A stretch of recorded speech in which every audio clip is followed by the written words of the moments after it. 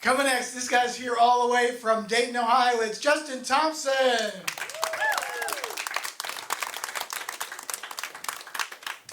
All right, everybody give it up for your host, Bobcat Goldthwait's unsuccessful cousin. My name is Justin Thompson. I am from Dayton, Ohio, which means that I drove 3.5 hours to come and tell a whole room of people that I don't know my problems. All right? Oh, man. And it is bad. My problems are bad. I will get this out of the way right away. I am a clean comedian. And I just heard every butthole pucker all at once. That's why I love telling people. Now, all that means for me to being a clean comedian is that I have to try to be as funny as all these other people without telling any cuss words or any wiener jokes. And it's not that I don't love a wiener joke. I love a good wiener joke. It's just that if you can't see what you're talking about, there's no point in bringing it up. Right, sir?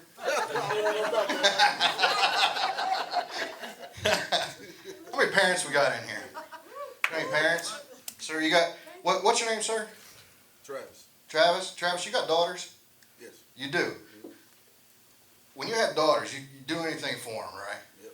Absolutely. Let me tell you all a little story. So, as you get older, things get harder as you get older, and sometimes you feel like you need to go and relive the glory days, am I right? So, not too long ago, I decided I was going to go out to this nightclub.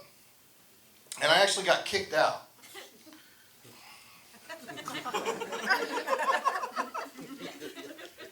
Now, what I mean by the nightclub, so I was at the father-daughter princess ball.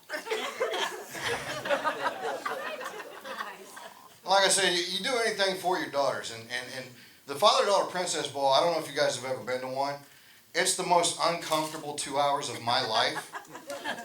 Because dancing and this is a whole lot of jiggle that people don't need to see.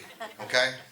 But again, we do anything for our daughters. So I spend way too much money on these princess dresses for them, and then I put on my suit that I got at the Goodwill.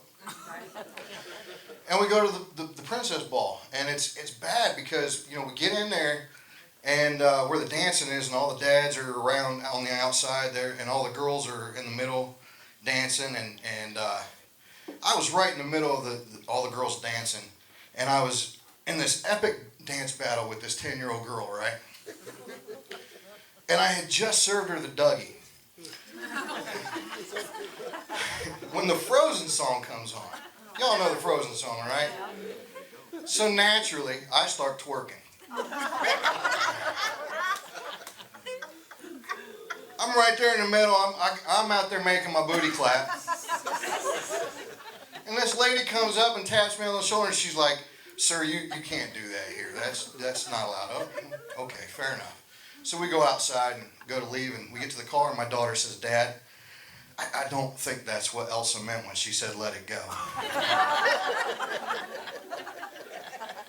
It is tough getting older, man. And my kids, they don't make it any easier. I'll give you an example. We were at the park the other day, and I hear one of my kids tell another little kid, "Yeah, well, my dad can beat up your dad." Whoa. I didn't ask for that, all right? But they don't, and they just keep one-upping it, you know what I mean? "Yeah, well, my dad was in the Army. I fixed the internet when it was down. It's not really very cool. Yeah, well, my dad's a biker. I ride a Suzuki. Riding a Suzuki and saying you're a biker, that's just like being the water boy and saying you're on the football team. It's not the same thing. Yeah, well, my dad went to Iraq. Not by myself. I was with a whole bunch of other dudes, and we had guns. I wasn't just out there hockey fighting every dude I came across.